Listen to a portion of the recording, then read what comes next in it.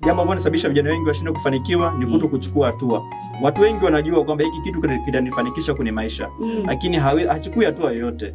Kwa hiyo ukweli ni kwamba usipochukua hatua hauwezi kufanikiwa kwenye maisha. Kwa hiyo kijana anayesikia hapa, kwa nini anashindwa kufikia mafanikio yake?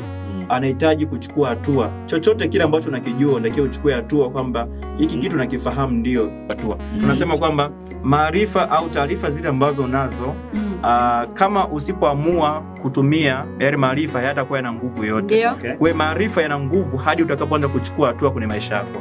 Kwa hiyo jambo la pili ambalo linasababisha vijana wengi washindwe kufanikiwa. Na mtu mmoja alisema kwamba hatua ndogo ya leo inaweza kuwa ni mwanzo wa safari ya mafanikio yako. Kutoka hapa kuelekea Itua au kuelekea Kabwe, anapiga hatua moja kwenda hatua nyingine.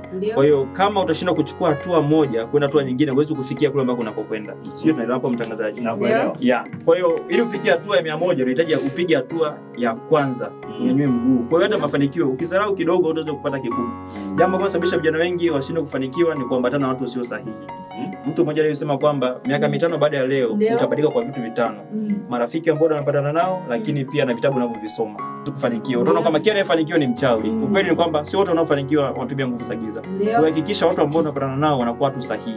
Kwa hiyo hii ni sababu kubwa vijana wengi wanapatana wenyewe kwa wenyewe watu ambao sio sahihi. Kwa hiyo unaweza kujikagua, mimi marafiki zangu wananipeleka kule ambako natakiwa nifike. Lakini jambo la 4 ambalo linasababisha vijana wengi washindwe kufanikiwa ni kutumia vibaya muda. Kutumia vibaya muda. Kutumia vibaya muda, tunasema kwamba muda ni rasilimali kubwa ambayo Mungu ametupatia, ambayo tunahitaji kutumia vizuri. Na Mungu alipokuwa anagawa muda, alipokuwa anatupatia muda, alitupatia wote sawa. Tajiri na maskini wote tuna muda sawa. Kuna mtu ambaye ana saa 8 au 72, wote tuna saa 24. Tumkaribishe, ana kipi cha kusema wakati watu wajiandae kupiga simu kuuliza swali lolote na vitu vingine. Karibu sana Kelvin Sanga. Nashukuru sana. Kwa majina naitwa Kevin Ibrahim Sanga.